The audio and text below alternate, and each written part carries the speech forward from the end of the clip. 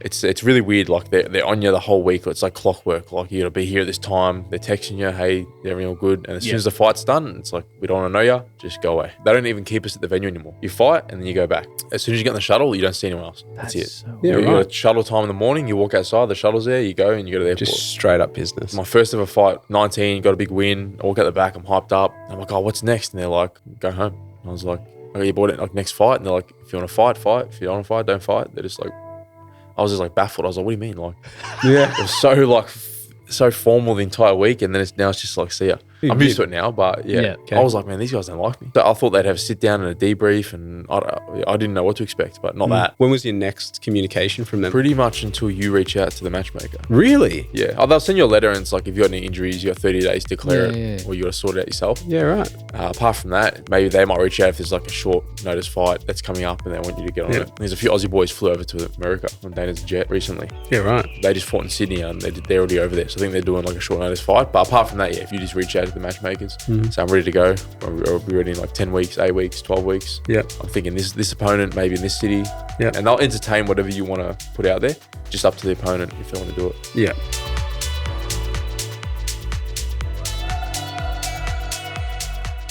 Hey everyone, welcome back to another Palms of Gaming podcast. Today I'm joined by Jake Matthews. Welcome. Yeah, thank you very much. Yeah. For those that do know, don't know, Jake is in the UFC. Tell us a little bit about your UFC career and what's been happening with you. Yeah, I mean, it's pretty much all I've done my entire life. Nice, since 19. Just I was really active in sport when I was younger, and one sport would lead in. When there's an off season, it leads into the next sport, and it was no different for MMA. It was pretty much the off season of football. It's kind of getting a little bit jaded in footy. I've already played for about 9 years, and just jumped into the MMA gym. Exposed to it a little bit through my old man when I was really young, like jiu-jitsu, taekwondo. I was boxing for footy as well. And just found a love for it.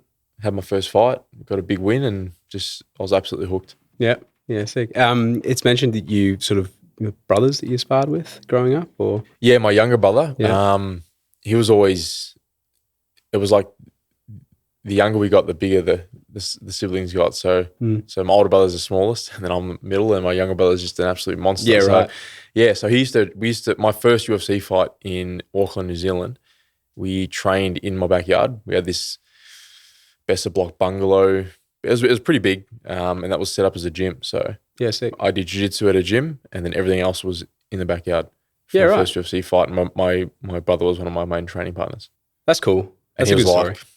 I was 19, so he was like 16. It's like the tech startup story of the UFC. Yeah. It's like starting in the backyard.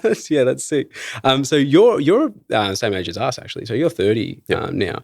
How old is your younger brother that you train with? He's 3 years younger than me. Yeah. So he's 27. Yeah. Yeah. And my older brother's 6 years older than me. Yeah. It was a typical relationship growing up where you just scrapped from when you were like literally could walk, or did you sort of have a day where you're just like, oh, let's actually start like throwing hands sort of thing? Or define scrap. Yeah. He's like running around the dining table with him. He has a knife and he's chasing me. How old was he when he was chasing you with a knife? He would have been like year 7. Year 7? Year 7, yeah. Right, that's not old. I'd pick on him. Like he's a unit now. He's like 6'3". He's probably the best looking out of all 3 of us. Big solid guy now. But when he was growing up, he was a bit chubby. He was like the nerdy one. Yep. Into all his coding and whatnot. Absolute genius on the computer. And so I just sort of poke fun at him. And sometimes he'd just go to the knife block and just pull a knife out. There used to be like gouges in the bedroom door because he'd like stab the door. Holy shit! Yeah, he'd try like Hannibal Lecter through the door. What did your parents do? They're not home. They weren't home. Okay. Yeah, they'd be still coming home from work. So what they do when they saw the knife marks in the door? We just make stories. Like one time, I think I annoyed him somehow. He punched me in the back of the head, so I had a lump on my head. And then I think I got back at him, and he punched a hole in the wall. And I was just like, man, we're in trouble. So I made some elaborate story where like I was running on the tiles with socks, and I slipped this way and that way, and then I slipped backwards and I hit the wall, and that's why I got a lump on my head. Yeah. And I'm just telling my old man this, and my mom is looking at me, and he's just like whatever. Does your It's probably man have a brother or sister, like siblings? he had a growing up? brother as well. Yeah, Yeah. I think they were pretty big rivals. Yeah. So, but no, me and my brothers, we always got like as we got older, we become super close. Like especially now. Yeah. My older brother was always, if we called him any time in the morning or night, he'd come. And he'd always sort of take the fall for us if That's cool. he could. Yeah. So no, we're very close. Yeah, sick. And so 3 years gap between the youngest and then 6. So your older brother's 6 years older. Yep. Yeah, cool. That's like a good like senior sibling sort of It is age gap. Yeah, cool. Yeah. That's awesome. I mean, not awesome that you almost got stabbed. Yeah, but, I think we figured out what the clip is going to be. Yeah. So you just came out of, not just, but you've had your recent win, first fight in Australia, what, 5 years or something like that, right? So Long time. it's been a hot minute, and you got W, which is great. Was there pressure for that?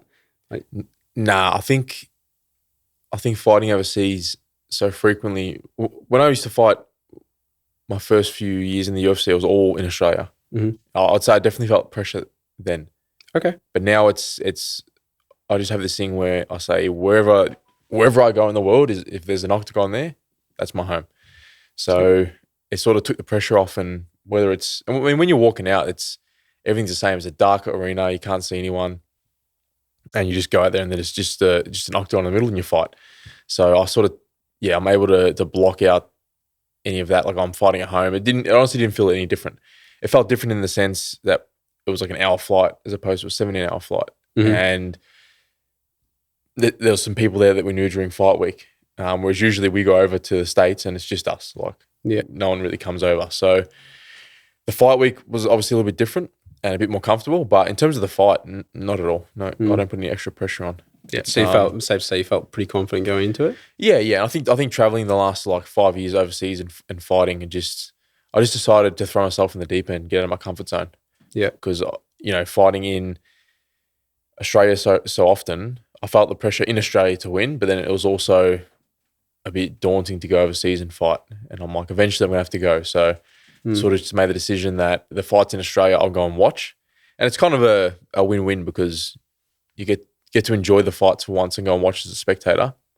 UFC pay you good money to go and hang out with the fans during fight week. Oh, cool. Yeah, okay. And then you get to go overseas and fight as well. So because we're so far away from everywhere, if you're fighting in Australia, you're not necessarily getting to go and watch the cards. Mm-hmm. So the first time I ever watched a live UFC was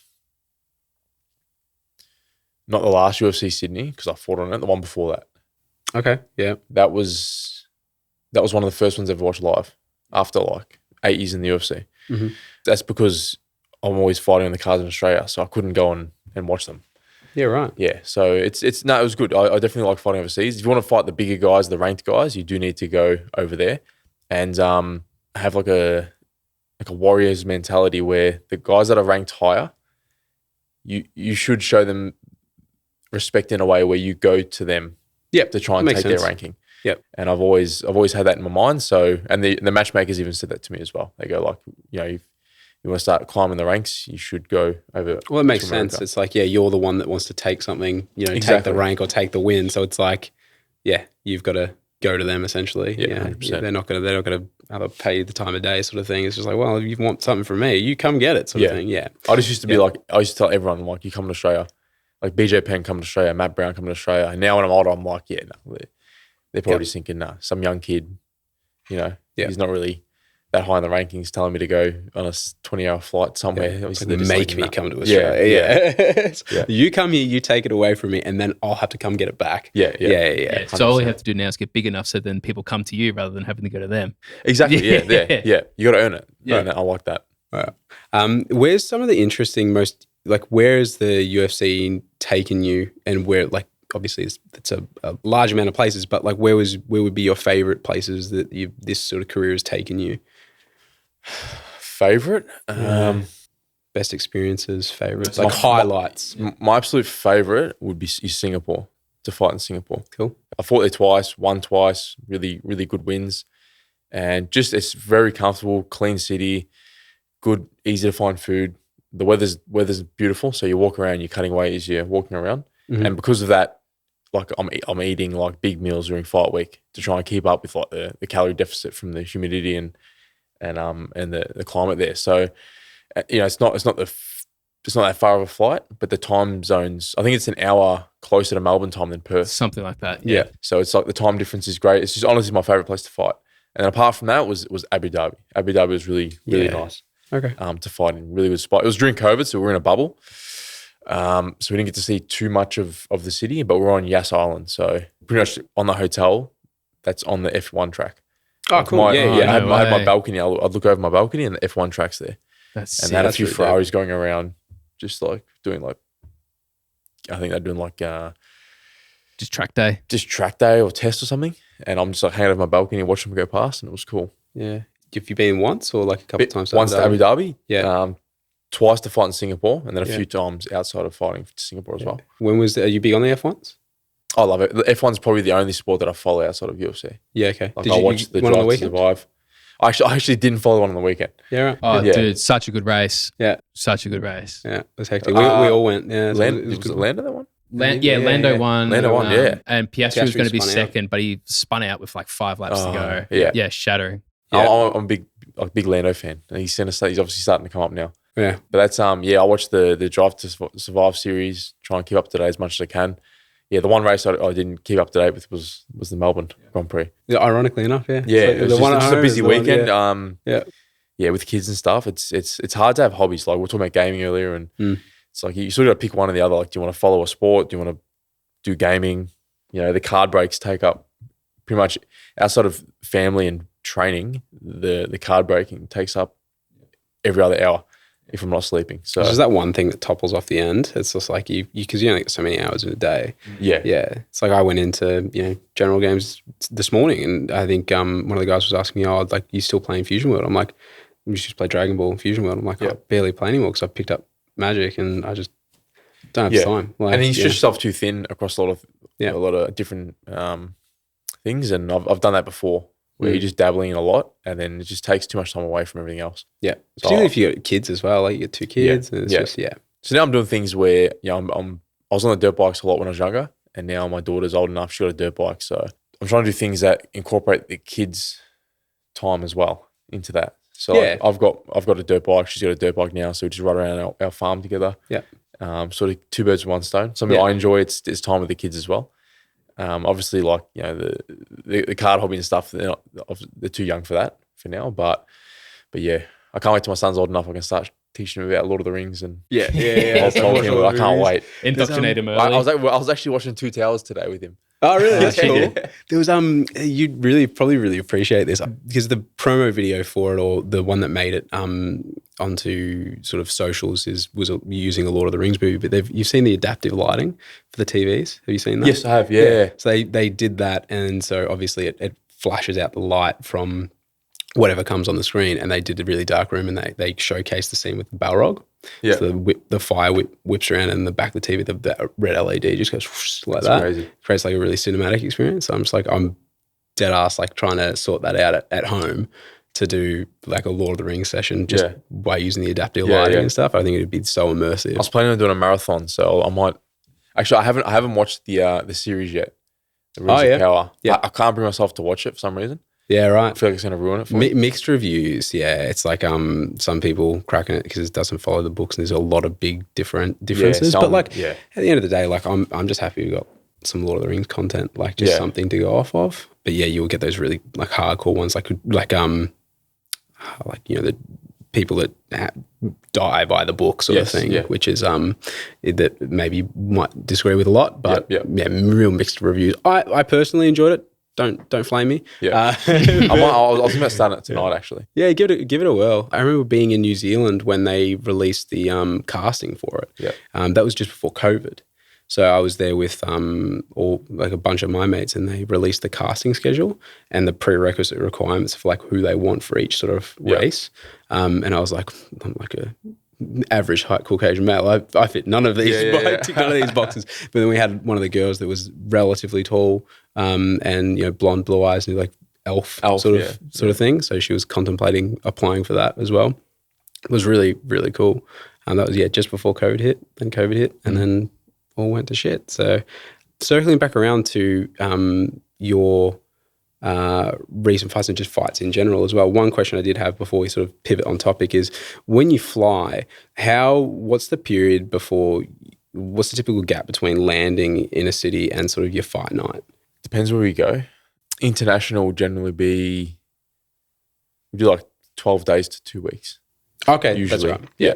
With interstate, we try and keep it like, the UFC have their deadline where we have to get there, which is usually we fight on the Sunday. We have to get there on the Tuesday latest. So we'll just push it to the latest that we can get there. Yeah. More time with the kids beforehand, family. Yeah. And obviously no need to acclimatise. So yeah, because that was my question. It's like when you go onto onto a plane, the cabin pressure, it's very dehydrating, all that sort of stuff. So that mess with you. I feel like you weight quite a bit.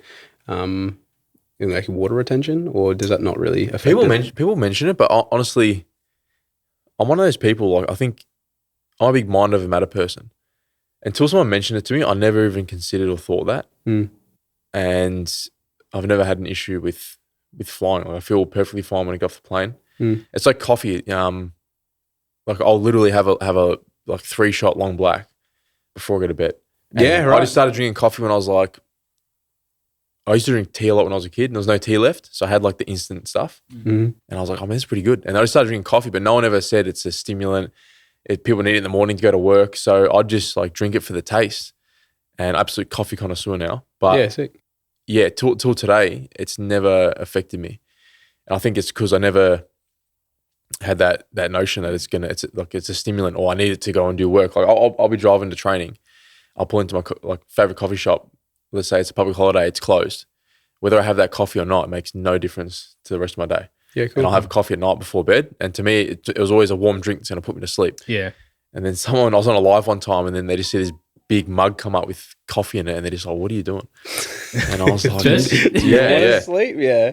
So, so back to the fight thing, like I never really was conscious of that. So I don't think it ever affected me. Yeah, right. Whereas obviously a lot of guys, man, they're like, oh, I have to get there at this time and drink this amount of water and do this and that. I just get off the plane and we kick it. We just go check out wherever we are. Fought in Vegas a lot. Vegas is hard because there's not a lot to do. Right. Not a gambling man.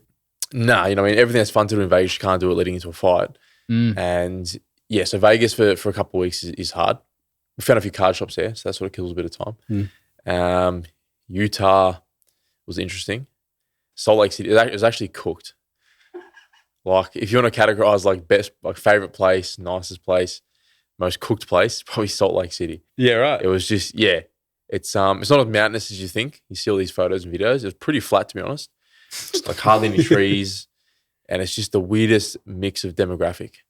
It was just like, it's broken into thirds. Actually, I'll say thirds. There's a little fourth demographic, but you got massive Mormon population. Yeah. And they're like burning stuff in these big chimneys on the weekend. And then you've got like, it's one of the biggest liberal communities in America. So you've got the liberal side of things, and then you got the big hunting, all the hunters, and they got these hunting shops that are like ridiculous. Like, think of Kmart, twice as high and 3 times as big. That's like one hunting shop. Just guns. And Guns and knives. And then the other little subsection is just like massive amount of drug use. And just zombies, like literal zombies. Yeah, it's a massive problem. Have you ever seen someone? I walked into a McDonald's after my fight. I've never seen someone, you know, like Michael Jackson, how he does like the Smith criminal lean? Yeah. Like, I've never seen anyone lean 45 and defy physics that way. I walked in and there was this guy, absolutely just zombie off his head, and he was just like, just holding a 45-degree angle like this, just leaning. Just and I was just power. like, Just go, how do you do it, brother? Straight crack. yeah. And then there was like 10 of them just all just zonked out in this Macca's, and the lady's just at the counter. She's like, oh, what do you want? And I was like, nah, I'm good. Yeah. I Might go to Chick-fil-A or something and check that out. Like, Because there's a particular drug that's causing them. Fentanyl. Fentanyl. Yeah. Yeah. So that's the big fentanyl issue over there, which is crazy. yeah, it was it's interesting. Like, they got their nice little pockets of America, which is what you see 95% of the time. Then you get out of those pockets, and it's like borderline third world. Yeah. It's pretty eye-opening to go there. Everyone's like, I want to go America. I was like, nah. I've heard that from a bunch of people as well. Like, I've never sort of held like a high sort of want to go to America personally. I enjoy a lot of the Asian countries. I'm the same. So like absolutely. you know, Japan. Like I went to China recently. That was incredible. I've heard a lot about China recently. So good. Like it was so awesome. The people there are lovely. Like, you know, you do stick out like particularly me, it's like stick out like a sore thumb and you get eyes on you, but it's not like the people are so nice, but it's not from a point of like judgment. Like when they're staring, it's just different. It's culture shock. Yeah. It's crazy. It's just like full tattoos and what the hell. But everybody I spoke to is super, super lovely. Yeah. I had a chat to this, you know, there was a generational sort of outing with me and I took Nick because it was for Palms Off, but I had a day where, you know, we'd stop and take in the air and actually enjoy it sort of thing, and went to Laotian Mountain at a Tingdale. And there was obviously the grandma, the mum, and there's a little kid, like he was 4, he was like this tall. And the grandma came up to me. She's like, "Oh, I'm really broken English. Oh, my grandson wants to have a talk with you and all that sort of stuff." I'm like, yeah, absolutely. That's sick, cool. And he was so cute. And he was this tall, and he was learning English. And so he'd come up and like, "My name is Ricky." And so we just sit there, try to have a conversation, got the translator out.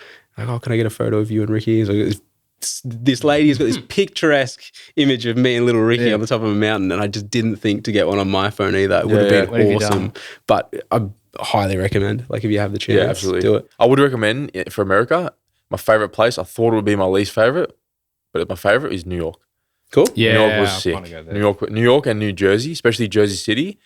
Man, can't beat it. Yeah. What made it sort of a Jersey City is like Melbourne. It's like super clean, real quiet, but like New York's right there across the river. So 10-minute subway ride and you pop up at the Empire State and then it's just full New York culture. It was good. Yeah, right. So do you think it was sort of a collection of both that sort of made it for you, or? I think so, yeah. I would definitely, I haven't stayed in New York, but staying in Jersey City and then just getting the train across is probably what I'd recommend. Yeah.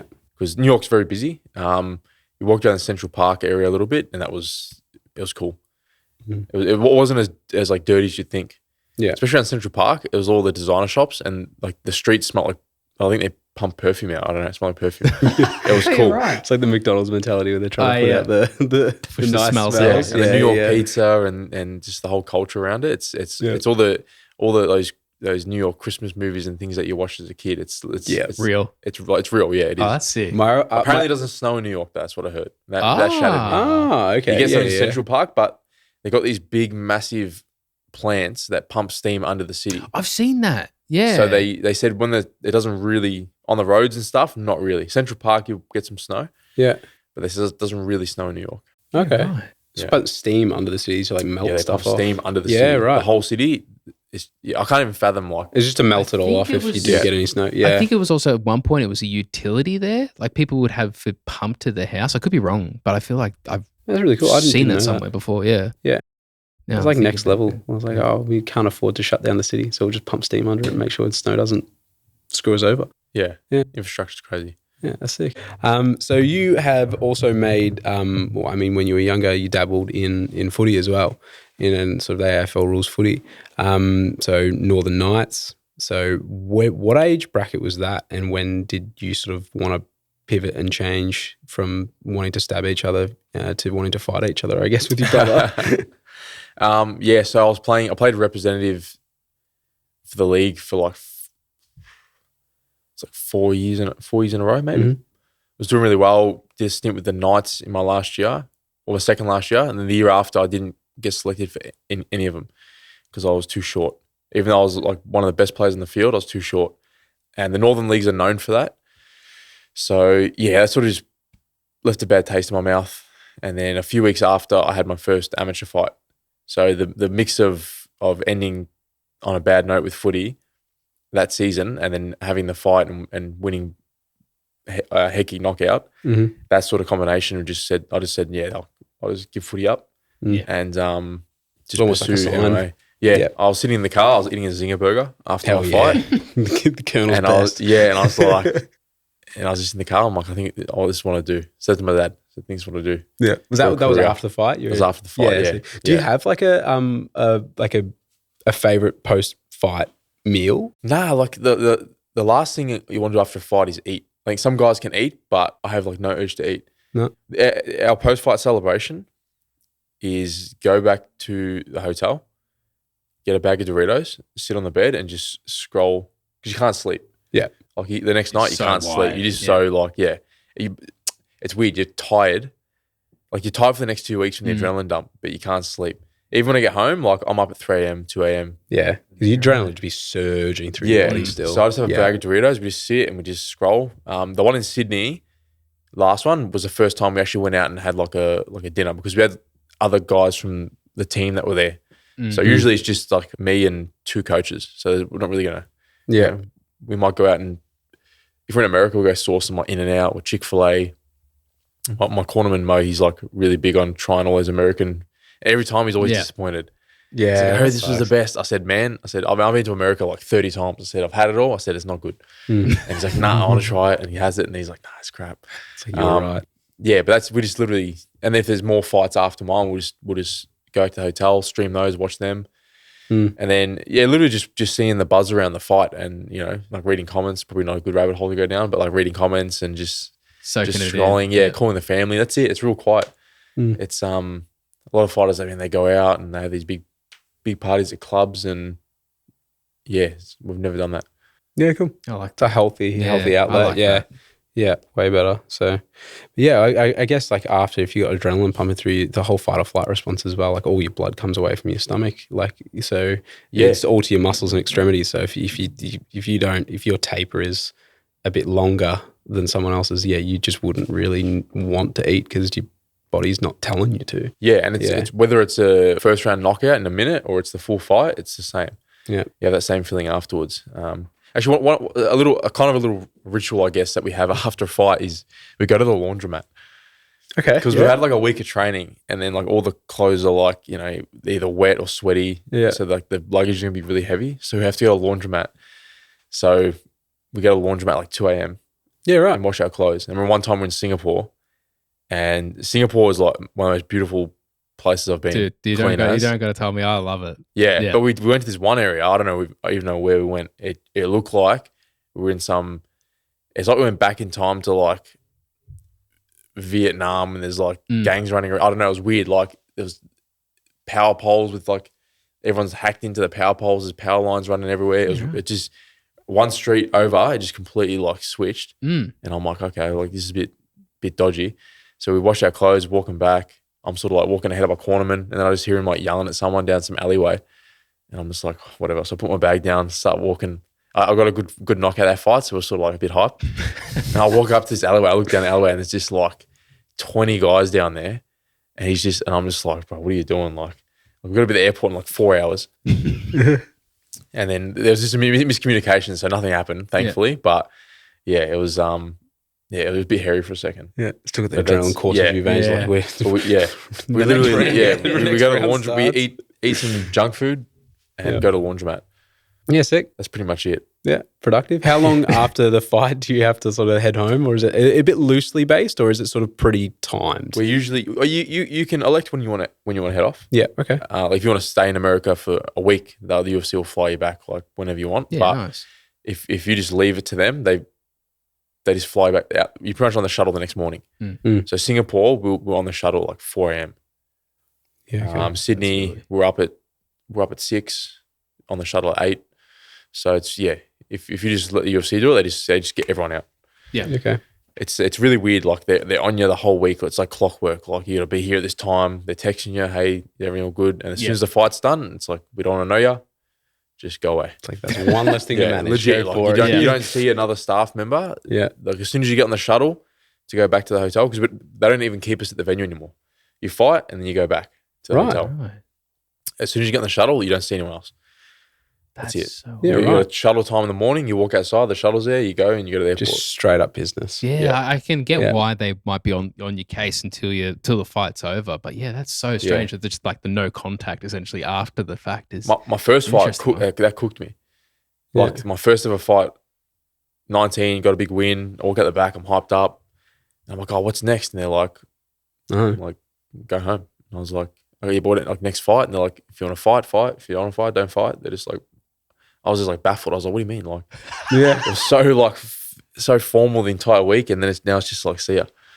Yeah, that'd be. I'm used to it now, but Can Because how old were you when that first one 19. happened? Yeah, okay. I was like, man, these guys don't like me. You'd have been G'd up. You'd be like, oh, I'm gonna fucking Yeah. go to the top sort of thing. Yeah, And yeah. you see them whatever. going like, "Oh, have I already fucked this up?" Like, what's Yeah, I going was on? actually like, Yeah. God, are these? I thought they're it not did like me. good. It was just, I thought they'd have a sit down and a debrief, and I didn't know what to expect, but not that.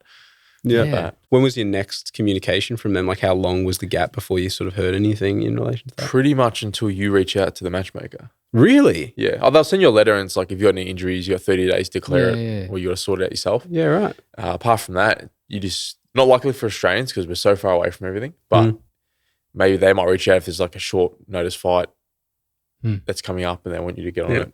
There's a few Aussie boys flew over to America on Dana's jet recently. Yeah, right. They just fought in Sydney and they're already over there. So I think they're doing like a short notice fight. But apart from that, yeah, if you just reach out to the matchmakers, so I'm ready to go. I'll be ready in like 10 weeks, 8 weeks, 12 weeks. Yeah.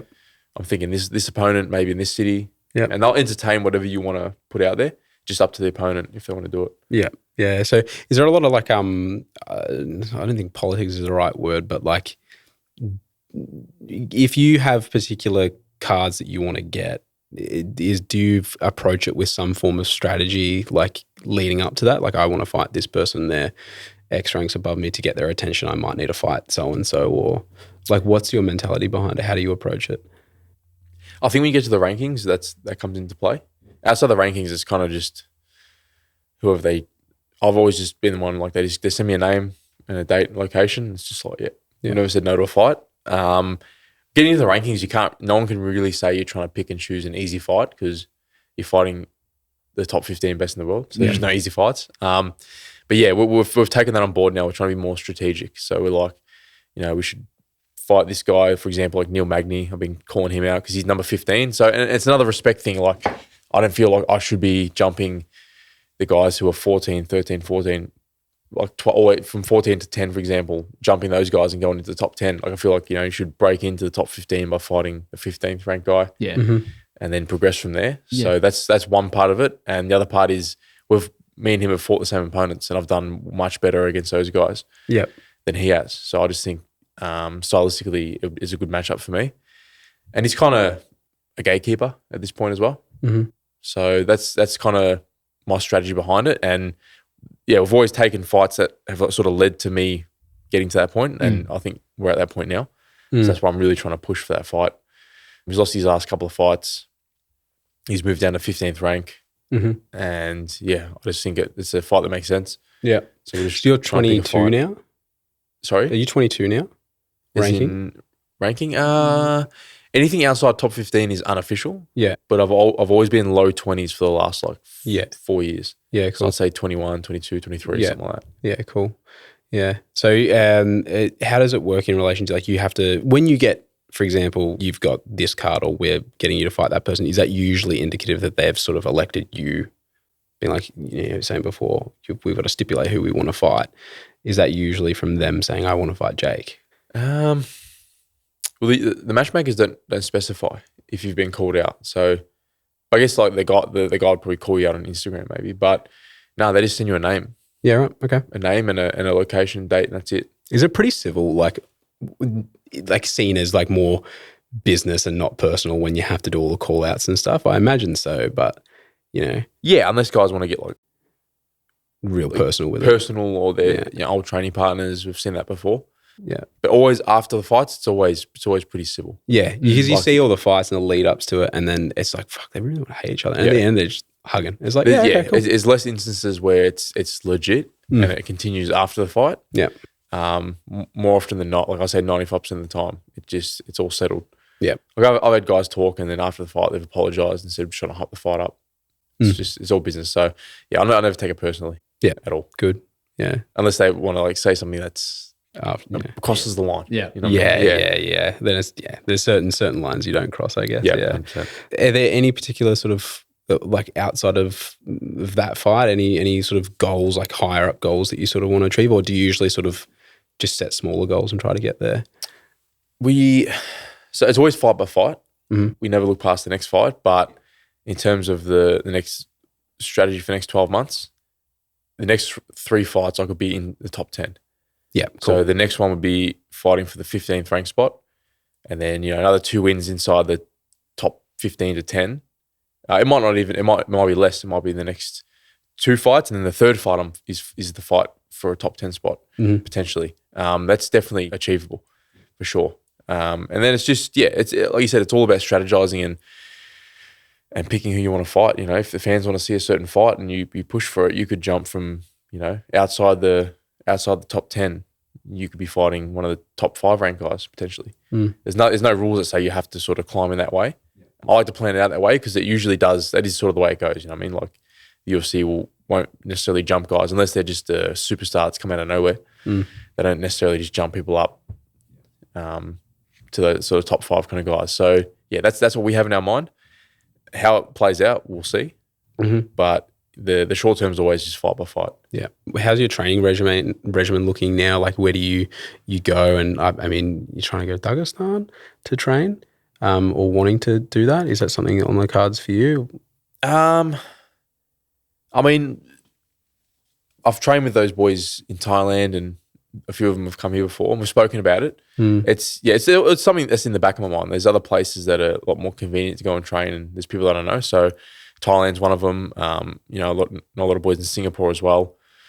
Dagestan would be something that you just go. It would be an experience. Yeah, I'd say it wouldn't be something that I would probably frequent. It's like it's a long trip. Yeah. I saw like an interview with you where you were actually saying like, I'll probably have to go through Azerbaijan to actually get into Dagestan at all, and even then it's pretty tricky. There was a point where you couldn't like fly direct. Yeah.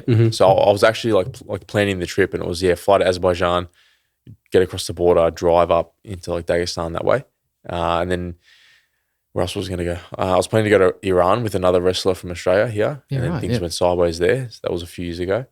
So that didn't pan out either. So it seems, it's sort of, it maybe, I started thinking maybe it's just easier just to go to Thailand. And then you got like all the, like heaps of Aussie guys there, like Volk goes there. Heaps of the top guys go to Bangtan MMA, especially now. You got Tiger Muay Thai, which is like Kamzat, Rafael Fiziev. So like there's heaps of bodies there to move with. And it's close to us, convenient, nice spot. So the last trip I did end of last year was Thailand. And it was good. It was good. Yeah. You know, I would love to go to these different places for the experience of it. And then have somewhere where, like Thailand, for example, that's easier to go. That would be somewhere that I go more frequently. Yeah. Like a home base sort of vibe. Yeah. But I mean, the gym we have here in Melbourne, it's starting to get borderline like what they have in America. With that was young, fit kids, the amount of bodies to move with. The coaches here is not the issue. We have great coaches in Australia, and it's probably better because you're not one of 20 fighters in one gym. You're not just another number. You're like usually in my gym there's 2 of us now, me and Jimmy. There's another guy that pops in as UFC fighter. So, but there's like 2 UFC fighters, so we get a lot of the attention. Whereas when I went to America, you're one of like 20 UFC fighters, and if you're like one of the new boys there, 18-year-old for example, you're just a number. So you sort of it's a lot harder to get that attention from the coaches. Yeah. So I guess here a bit of a double-edged sword, I guess. Like being in Australia, it's like, we might have less facilities and less of a population to get a good fighters in there, but because there's so much fewer of you, then you get almost special treatment to a certain degree. Yeah. Okay. More nurturing involved, I guess. Yeah, there's a few aspects of my game that went downhill. The only thing that was better when I come back was the wrestling, because the wrestling there is crazy. Yeah. Everything else sort of suffered because I wasn't getting that attention. Yeah. I said a lot of like young guys that talk about going to America. I said, we've got the coaching and everything here. It's just the bodies.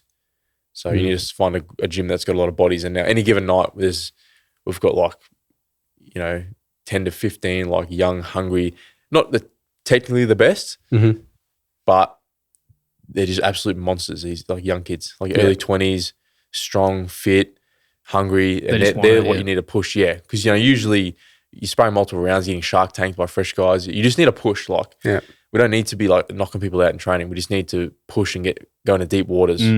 Knowing that we have the fitness, get the confidence in the fitness, and then all the technical work's done with your coach, and then you go off to the fight. Yeah. When they sort of kit you up against these younger dudes as well, like, is there a certain prerequisite they need to meet, or and like, how do they determine who you're going to sort of jump in and mess around with, I guess? There is, There's some guys, obviously, like the real green ones. They're the ones you get injured with. Yeah. So you need to make sure that they know what they're doing for one. So there's guys that I will say no, like I'm not going to spar them or move them.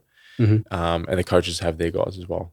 And then it comes down to the style, height, body shape of the opponent you're fighting. So my last fight I had, out of those, 10 guys, there's probably 3 of them that I was sparring with frequently. Yeah. One of my really good mates, Kit Campbell, he's the champion here in Australia on the Australian shows. We spar and train together almost every session. But for that fight, I didn't, because he's like 6'3". The guy I was fighting was a little nugget. So you just adapt that way. Yeah. Is there anybody that's I guess on the initial fight that you've had with them or sparring session that sort of really caught you by surprise? Like, is there any stand out? Like, I did not expect that caliber coming from this person that is first time stepping in a ring or taking it seriously with them. Not their first time, but some of these young guys, like, especially their strength. Yeah. And their like agility and versatility, these young guys, like, because they're starting everything at one time now. Yeah. So like they're strong and they're fit and they can strike and then they can shoot a takedown like a wrestler. It's pretty impressive. Yeah. It's impressive. And then when you're getting Shark Tank and you're just absolutely like gassed, yeah, and you got these young hungry guys coming in. Yeah. It's cool. Like the caliber of these guys that are like, we got an 18-year-old at our gym and he could go into the pro show now and probably win the belt. Yeah, right. And he's that good. Yeah, he's really good. Wow. Yeah, he's really good. So you spar with him? I spar with him if it suits the training camp. Yeah. But he's very good. Like he hangs with the pros, like no worries at all. He's 18 though. That's crazy. Yeah. And then in regards to like fights that I've been in, that hasn't been in fights where anyone's taken me by surprise. What happens is they've had X amount of fights where they fight a certain way, they have a certain style, and then they fight me. And then they do a complete 180. They'll switch. They'll try to bait you. Yeah, and usually what it is when we have our first exchange and they feel the hands, they've gone from being like someone who bullies someone and pushes them, so they're moving forward the whole fight and bullying these people, to now they're on the back foot moving. So like example, like the last fight's an example. The fight before that, these guys, like they walk people down and they knock them out and they're bullies. And then against me, they're like very evasive and they move. And obviously, like I've been in the UFC for 10 years, won a lot of fights, got good boxing. So I'm someone that they're probably a bit hesitant against. Yeah. But I've always gone in thinking they're going to fight one way and they don't. Yeah. And it throws me off and I've lost like dumb decisions because I haven't been able to adapt. Yeah. So in regards to a fight, that's the only thing that's sort of thrown me off. But now we're starting to learn, like, just focus on what I'm good at. Don't worry about too much about what they're going to do. Yeah. Because like you can get a good striker and he could just come in and try and take you down. Yeah. You honestly, you don't know. That's the beauty of MMA. There's so many aspects. What's the amount of preparation that goes into when you're fighting a particular opponent? Saying that you focus mainly upon yourself, you don't not look at what they do and not plan for what they're good at. So how do you approach that for a particular fighter to win? I'll keep it broad with like the coaches will watch the videos and they'll implement things into the training without bombarding me with like, oh, this guy's foot's at 10 degrees this way and then, the sun's rising in this way today, like, so he's going to do this. Like, I just look at it broad. Oh, he's got good hands. He hits hard. That's it. I guess that's an element of a good coach as well. Yeah. It's just trying to put it into regimen without you sort of really knowing exactly why we're doing it. You don't need to know why. You just need to be trained in that particular area so you're ready. Yeah, exactly. Yeah. So yeah, like in that instance, it'd be like, with the last guy, he just every punch he's trying to take your head off, every punch. And he throws a lot of hooks, so it's more like we're going to guard on the side, bit of a higher guard this fight. And then if because he's knocked like heaps of people out, if the point comes where I'm hurt, then the option to takedown's there as well. Because I know I'm better on the ground than him. But I just love punching on. Yeah, it's like everyone's like mentality. Everyone's like, bro, you're like a 2-shot Brazilian Jiu-Jitsu guy. You're one of like the best grapplers in the division. Like, why don't you take him down?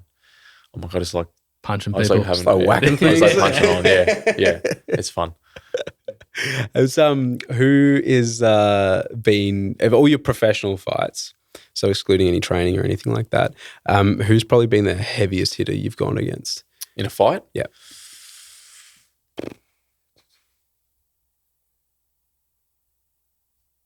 Well, probably the only fight I've ever been rocked in. There's a guy named Matthew Semmelsberger, and so this was a fight where I probably didn't watch enough footage on the guy because we go out to the fight. So I just got like a massive knockout win. So I'm just like, I just got to touch this guy and he's going to sleep. Like, you know what I mean? Yeah. So I walk out there, like, you know, hands down, well, let's go. And then this guy just sends like an absolute cannon of a right hand down and just sits me. If you watch the fight back, like takedowns I had, control time I had, striking differential was in my favor. So like everything was in my favor. He just knocked me down once each round. So he got the decision. But if you watch the fight and you sort of look at it, you're like, it looks like Jake won. Yeah. But then I guess they're judging like he knocked me down, they're judging damage. But yeah, so he knocked me down once each round. And then I got back up and recovered each time. And then after the fight, I was like I decided to look at some stuff after the fight. And it's like he's got the most knockdowns in the welterweight. Well, he's got he had three knockdowns within 30 seconds of the first round on like the 3 consecutive fights. And I was like, okay. Yeah. Well, that makes sense. But, yeah. I looked at my corner, I'm like, maybe we should have known this. Yeah. What year was that? That was end of 2017. Yeah. I think. Yeah. Yeah, okay. Yeah. But just like, it was just, I had this massive, so this guy was supposed to be like next welterweight champ, 4-fight knockout streak. I knock him out, like guaranteed top 15 fight. But the UFC are just like, oh, we don't have anyone ready at the moment. Do you just want this guy? Some no-name. I was like, yeah, whatever. Like we've done that a lot. And then that's the guy with the cannon. Absolutely rocked you. Yeah. You know what I mean? So it's like, I'll win these fights. I always win these fights with these guys in the next big thing. And then I think the UFC, like, it's not, they don't hate it because like I'm wiping out like their like prodigies. It's like that's what I'm known for. But then they're like, if you're going to wipe them out, at least you go on and then become, you know, don't sort of teeter on 15 and then lose to dumb fights and then I go back down. So it's been a bit of a roller coaster. And that was one of those fights, like, yeah. Learning experience. Yeah. So now it's again, it gets back to like strategizing. Like, okay, we want to come off the back of like, you know, 2 good wins. Is that a major turning point for your strategy, like strategizing after that? Was it a major turning point for like how you approach fights after that regarding strategy? Yeah. And, I like, mean, we say like we've still probably made some dumb decisions afterwards. Yeah. It's more when you get to the top 15, the strategizing is definitely going to come into play. Yep. And it's now a game of like, do we wait for the guy we want? Do we see who else in the top 15 that can fight? If they offer me some no-name, it's probably going to be a no this time because I've learned my lesson like a lot. So, and that's what it's about. Like I got in the UFC when I was 19, so it's just a big learning curve and just trying to implement the lessons as we go. And so you know, leaning into just why you're here as well, like trading cards. We used to be Jake's Breaks, now JM Collectables. So I guess tell everybody what that entails and what made you want to get into that as well. Yeah, I mean, everyone mentions like they collected Tarzos and Yu-Gi-Oh cards when I had tins, and I don't even want to know what kind of cards I threw away. Like at my age, they're probably like Series 2. Yeah. You know, Dark Magicians, Blue Eyes White Dragons, all those, and then just straight in the bin. So when COVID happened, obviously the resurgence of trading cards came back. And one of my wife's best friends, I've met the husband a few times and he'd always like pull his NBA cards out. He's like, oh, this and that. And I was like, yeah, I don't really care about your cards, bro. You're a nerd. I don't really care. Yeah. Now have the turntables. And I can call him a nerd because I'm a nerd myself. Yeah. But I'm like, you're a card nerd, then I don't really care. And then my cards come out. Yeah. So we went over one time. He was like, bro. He's like, bro, like you got cards. I'm like, yeah, I know. Like I know. I said, I don't really care. It's like, you're a card nerd, I'm a Lord of the Rings nerd. Yeah. There's a difference. Yeah. And he's like, put some autos on them and just do a video and then just like G it up. And then I got a good response. And it was honestly just like a natural progression to like finding the love for the cards, for the hobby. I mean, like the love for the hobby as a whole, I have that. I have not necessarily UFC cards. Like I don't even have my own PC. I've got one card in my PC, which is a color wheel Gem Mint 10 of Anderson Silva. That's my entire PC, just one card. Yeah. And I've always loved things that are rare or like collectible in a sense or like not expensive, but like expensive in a rare sense. Yeah. And cards are no different. You know, I'll just do a few appearances with card shops and they'd give me all this product. And then when we look back now, we're like, man, this was like $8,000 worth of product. And I just opened it like it was nothing. Like I'd stream it on my Instagram and then people are chiming in and I'm like, oh, so what really like got me into deciding like I want to do this is I was opening some Donruss boxes. It's like 300 and something cards in it. You're pumping through them because there's so many cards. Yeah. And I'm like, oh, this one looks a bit different. And I just sort of literally throw it onto the desk. Yep. And then I'm opening. And I'm looking at the comments because I'm trying to look at the cards. Yeah. And then I go, oh, thanks, guys. And I ended the stream. And my manager calls me. He goes, you're an idiot. He goes, you know what you just did? He goes, didn't you read the comments? I was getting blasted. I pulled a 1-on-1 Pantoja. And I'm just like, Fucking hell. and I threw this thing around like I didn't even want to know what I threw it around like. And This whole thing. yeah. And then I'm holding it. And then I was like, and then it just hit me. I'm like, this is the only one in the world. Yeah. And I could see the 1-on-1 on it. And I was like, this is the only one in the world. Yeah. Like, this is sick. This is sick. And now since then we're known for pulling 1-on-1s. We've put heaps That's of so 1-on-1s. lucky. That's sick. And I was just like, pulling that 1-on-1 and holding it, that was when it hit. Yeah. Because those Donruss boxes, there's not like anything numbered apart from the 1-on-1s. And they're just all inserts. So I was like, this is cool. And now like the boys have collected like, I think we've got 5 of my 1-on-1s. Yep. They're all PSA'd. Probably got like 10 golds, numbered to 10. Got the whole zoo, like zebras and, tiger stripes, heaps. It's just sort of, obviously with the breaking ourselves, we don't get to keep any of the cards we pull. But it just excites us to like when we're holding these cards in our hands. Yeah. You And to know that someone, it's going to go to someone who's going to enjoy it, and then everyone's geeing up in the comments. It's just, the whole vibe around like just breaking the cards it all drew us in. Yeah. You get the dopamine rush without having to pay for it. It must be nice. Yeah. And it's not even necessarily something like I'm interested in myself. Yeah. That's why it's not hard for me to give the cards away. Like I said, we pulled 1-on-1s and they're not ours. Like they're going to the person who bought in, but they're all sort of finding what we like in the card breaks. Like for me, like I like F1. Yeah. I like Lord of the Rings. A few other boys like EPL. Like we've pulled like we did one Percy, first ever Percy we've done for ourselves and first ever like soccer product we opened. Yeah. It was National Treasures. We bartered the guys down at JM Collectables actually. We bartered them down. We got the box, 6 cards in it. And the reason we got it because we're like, there could be a Messi in this. Yeah. That was our thing. So that's why we spent all the money and we got it. 6 cards, go through it. And the last card was like an of 10 Messi with a patch worn. It's like championship year patch worn. And we're just like, man, that didn't just happen. It's like a $25,000 card. That's what I mean? So it was cool. And then just things like that, just got slowly like it's a genuine love. Yeah. You know what I mean? Like we like everything gets reinvested, like no one's made money off it. But we're there like 3-4 nights a week till 2 a.m. just breaking these cards. Yep. We're literally like begging the guys, we're like, we'll do it cost price. We just want to open like boxes. You know what I mean? Yeah. So that's kind of the whole story of how we got into it. Yeah. I mean, that's how this company started. We were cracking a lot of Pokemon. They re-released the Evolution, so we're cracking Pokemon and we're just selling the doubles. Yeah. And that's how me and Jack went down the rabbit hole of actually selling cards, and then that just pivoted and changed. In the new stuff with like TCG and that, is there dumb cards to pull left? I want to say dumb, like really good cards. Yeah, like expensive cards. Oh, it still is. Yeah. Like there's just, Evolving Skies had the Moonbryon, which was just, even like Lord of the Rings, you can pull like good. Oh, Lord of the Rings. Dude.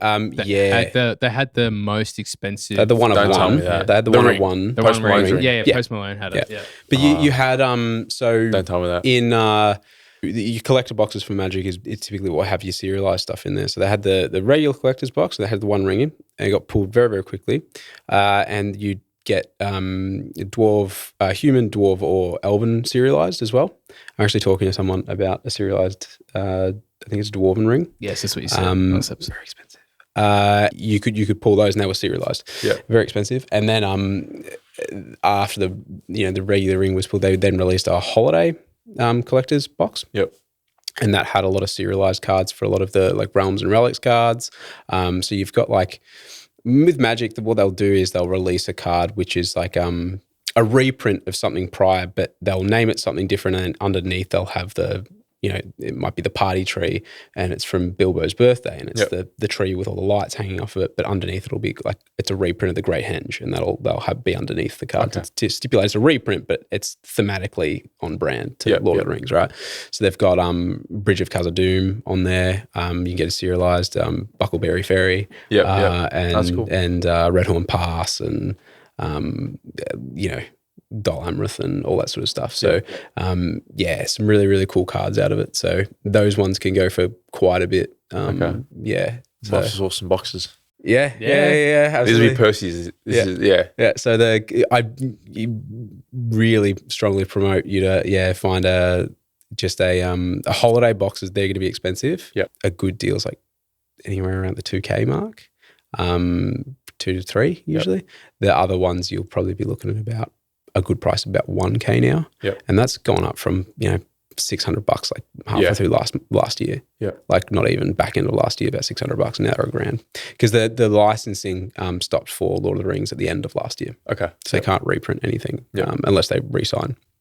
So really cool. I think you'll find some cards that you really enjoy. Yeah. So I definitely recommend 100%. And if you do, tell us, because I'll watch it. Yeah, So 100%. Yeah. want to see what you pull. Yeah. And on that topic, we'll probably rip into some packs. So I don't collect UFC cards at all. So what are we chasing in here? Because you've been ripping heaps on stream. Yeah. Yeah. So in the Topps Finest, the biggest, we actually hit one of them. Mhm. So they're one of ones. There's 20 in the world. It's a gold vinyl glove die cut. So of all the fighters that are on the list, they're all bangers, except for like one I won't name, and that's the one we pulled. It was like literally like we were like, I was hyperventilating because we saw the corner of this card.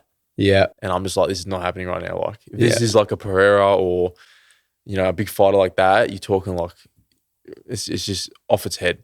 And when we showed the fighter on the card, I just crumpled on the floor. I was just like, oh, shit. Yeah. You know what I mean?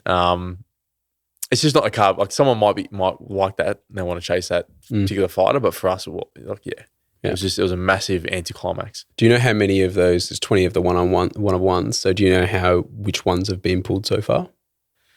I haven't kept up to date. I think a fair few of them have been pulled, to be honest. But yeah, but there's heaps of massive cards, and then you've got like obviously the case hits, the Centurion cards are really big. I love pulling the megas, breaking the megas. A real quick break, but massive hits, and then you obviously got the 2 autos that you're chasing as well.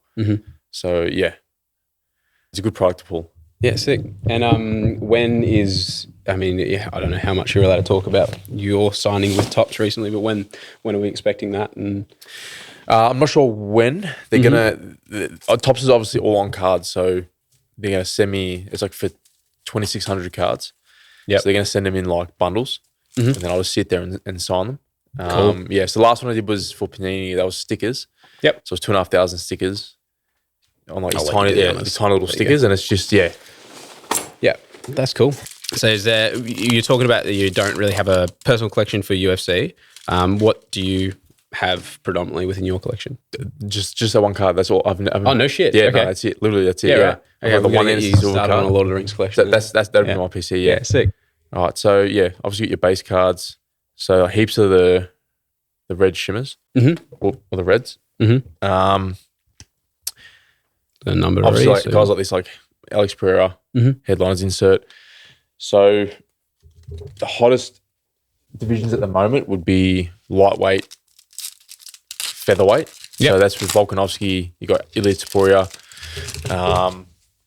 Diego Lopez. Diego Lopez is the biggest rookie in the product. Yep. So and you always want to chase rookie cards as well. Yeah, of course. Yeah. So these are base, but they're called like a black base. They got the black border. Oh, yep. So they're kind of considered like rare-ish. I think we can get 1 auto each. Oh, 1 auto in these, sorry. And then all serials on the front of these cards. So Topps always go hard on the design too, like on the foils and the card stock. I can appreciate the card stock for Topps. They're still not NBA. Like even the NBA base cards. Yeah. It's just when we're sorting the NBA, I can't even decide what to sleeve and what to send the guys. Yep. It's they're all like cracker cards. I think I've got. No, it's just Intimidators. You should have the auto. Yep. Silver. Fuck yeah. Oh, nice. Silver's great. That's a good card. Silver's a really good card to pull. Yeah. Silver auto. Nice. That's yeah. Oh, you got a shimmer Intimidator as well. Yep. It's serial. Yep. Intimidators. So 31 of 39 for that. That's a nice auto too. Yeah. Silver. I'm like, that's sick. It's pretty clean from here. Yeah. So yeah, gold shimmer Intimidators for Alice Gerov. Oh, nice. Oh my god. I know again. That's all right. You're all good. I know a guy that can protect these, so that's all good. That's cool. So we'll have to keep an eye out for when your boxes drop, and we'll have to get something out. That's really cool. But you were saying before this, you're not even thinking it's important to be on a card, or not important, but it's not a. I mean, when we pull, like when I say we've got my cards, like we put all the slabs on the table the other night. It must be like 40 plus slabs. Like you got like 20, like tie dye is probably the most common one we've got. So it's all 25 and below. The boys just went sick. They spent like heaps of money on that. That's nothing to do with me. They wanted to grab those. Yeah. They call them legacy cards. They go, it's good for your kids to see when they're older and stuff. Yeah. Yeah. But for me, I look at those and it's not, it's not, to me, it's cool to be on a card. As I said before, like, to be on the video game is a bit even cooler, to be a video game character. And I have never played the UFC game, to be honest, let alone play my own character. But you play in real life, it's all yeah, good. just, I don't know, it doesn't, when I pull like a fighter that I'll be careful saying that I'm a fan of, because we're colleagues in a way. Yeah. But a fighter that I like to watch, and we've pulled a big card of theirs. It's to me that excites me more than pulling my own cards. Like we've got like Black Disco 1 of 1 of myself. We've got some retro 1 of 1. I don't know what it's called. Never seen one before. This is Don Russ. So we've got that. A couple other 1 of 1s. We've got a white sparkle that's like of 8 of myself, and they're all PSA'd, and it's cool, but I'm sort of like. So I've on a 1-on-1 card. I'm sitting there. I'm like, why don't we do some single auctions with these cards? And the boys are like, no way. Like, I said, we'll do some giveaways with them. I'm trying to give away my cards. And this with me, I'd be like, oh, honey, I'm on a 1-on-1 card. I've made it. Yeah. Nice to meet you. Mr. 1-on-1. My train of thought is, but maybe not the 1-on-1s, but let's use my cards to like do giveaways and promote more breaks, and then we can try and pull like bigger other fighters, like a 1-on-1 Pereira. Like we had a scare once. We thought we put a 1-on-1 Pereira. It was in the midnight. That was a good product. Yeah. Midnight. There's like 6 or 7 cards. Yeah. And it was similar to like the Immaculate. Like when we had the Immaculate, we had gloves on. Proper. My hands were literally shaking on the camera. Open the Immaculate. It was so like it's just nuts. So Jack nervous was telling me opening about some of the values of these sealed product, and it's just like you get like a pack or a card or a couple of cards. It's couple of cards. Yeah. Oh, we have a lucky envelope. We have no idea what to do with it. It's got 2 cards in it, and I believe all the cards in them are of 8, and the box was worth about $1,500. Shit, for 2 cards. Yeah. But if you pull like a Kamzat in that, it's like a 25K card. Yeah. Back like a year ago. So I don't know what it is now. And if he wins the belt, then it's obviously gonna be more again. Yeah. We ripped one. We got rinsed on it. There was nothing in it. And then we've got one more sitting there. But like we can't, like no one's gonna purse it. It's not worth pursing it. It's like how would you even open that box? So just sitting there. Yeah. Got a couple of like 21 these black Prism box hobbies. They've gone up, they're like tripled in value. Yeah. So we're sort of holding to those things. That's what excites me. Yeah. Opening that stuff. Yeah. Like I want to start like want to start like a picker show, like an American picker show for cards. Because I guarantee there's sheds. There's sheds and factories where there's some boxes. I go down the rabbit hole of like old estates or like storage units as well. Yeah, you get some really good finds in like storage units, like garage sales, all that sort of stuff. Somebody on Reddit the other day went to a estate sale and got a Black Lotus. That's crazy shit. Yeah, that's like one of nuts. So I remember when I was before we moved into the warehouse, I'd go into a lot of the op shops and just say, hey, if you ever get any like Pokemon cards, just here's my number, just call me, and I'll come and have a look at them and sort of pick out what I want, and I'll show you. I'll be very transparent about it, because I'm not a person about like, I'm gonna take advantage of this person that doesn't know what the fuck they're selling. It's like I want to be. You wouldn't get this value from it, so I'll give you something. I'm gonna get a good deal out of it, but I'm still gonna educate you as well. But some of the stuff you find is crazy. So, but we're gonna wrap it up. So, absolute pleasure having you on board. It was really cool. Good to have you on. But yeah, plug away whatever you got coming up, like any event, your stream, whatever you want, just tell people. Pretty much just jump on. Obviously, we're on Whatnot. We're on Instagram, JM Collectables, formerly Jake's Breaks. We had to change the name because Breaks apparently insinuates gambling. So there's a lot of like platforms we couldn't get on. Yeah, like Jake's Breaks was the ideal name. I still gotta miss it. But we're JM Collectables now. So we're streaming like 3 or 4 times a week. And we're trying to diversify in the product we're getting. So obviously, primarily UFC. We've kind of taken over the UFC in like Australasia. Yep. We're like one of the biggest, and now we're trying to branch off. We've got like guys that are experts in Pokemon and NBA and a few other different sports as well. So yeah, we just generally do it for the love of opening the cards, and you can see it the way we G up. Most people watch us for the entertainment, and the chairs flying and this and that. But it's all genuine. Brother makes a reappearance with the butcher's He's actually there helping us.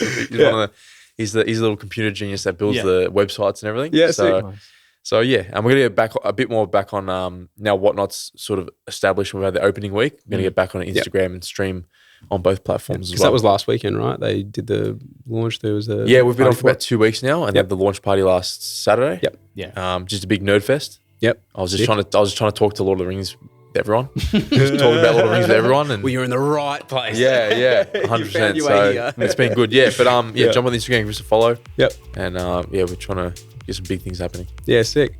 Well, as always happens at the end, if you ever need trading card accessories, which you obviously will if you're watching this, as we always say, we do promote you to go and shop at your local LGS. So if you do have a local game store that stocks our products, fantastic. If they don't, tell them to stock it. Do support them first and foremost, because they are the places that obviously hold the play events which keep the industry going. So please support them. If you can't find it in your local area, sure, order it from us or an online store selling it as well. So do support them. But yeah, thank you for tuning in. Thanks, Jake, for coming on board. It's been awesome. It's good fun. Thanks for having me. Sweet. Pleasure. Beautiful. Sweet.